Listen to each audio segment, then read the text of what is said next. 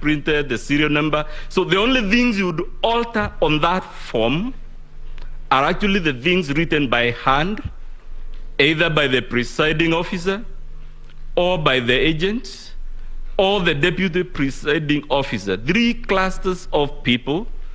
In the event there are 4 agents, we are talking handwritings of about 7 people. And you're being told the Honorable William Ruto had the capacity to intercept these forms, 11,000 of them in 8 minutes, and alter them.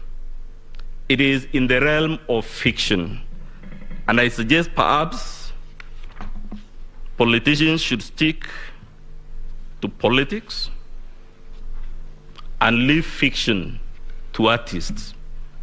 Or are you going to believe, my lady, when you're told that the Honorable William Ruto had this young man with a laptop at the National Tallying Center, and that this is the laptop he was using to do these things called dumping, staging, and whatever not?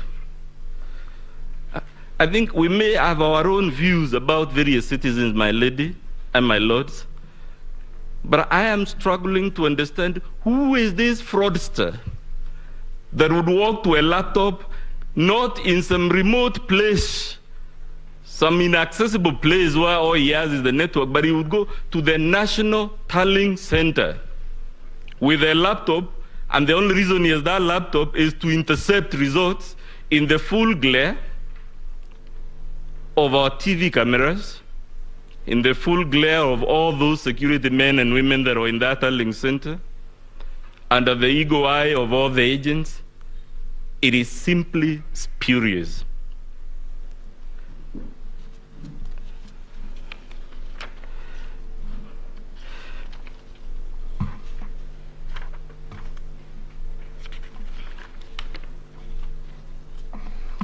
My Lord, you are told all these things, and I'm sorry if this is repetitive.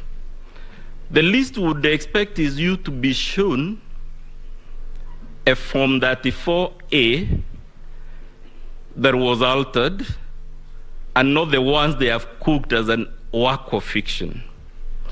The least we expected is for them to tell you which are the polling stations in which this interception, staging, and dumping occurred.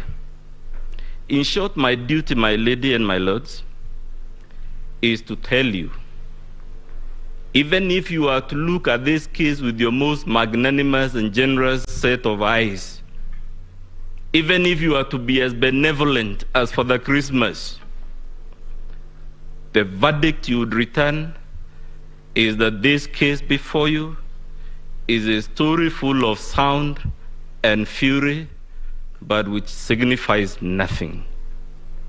The case before you is much ado about nothing, and you must tell the petitioner, this is not the Supreme Court of the Republic of Kusadikika. It is the Supreme Court of the Republic of Kenya. It is to be expected that when you move this solemn court, you don't put us in exercises that leave other civilizations wondering why we have to waste the time of the Supreme Court, or God forbid, even the small claims court, dealing with allegations of the type before you, which cannot be believed even by the most gullible person. Let the works of fiction be left to Hale Grissom, James Hadley Chase, James Bond.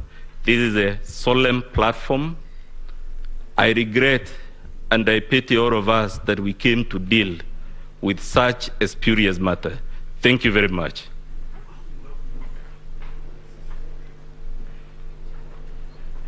I see the ground now, my lady, to my learned friend, Melissa Ngania. She'll take over.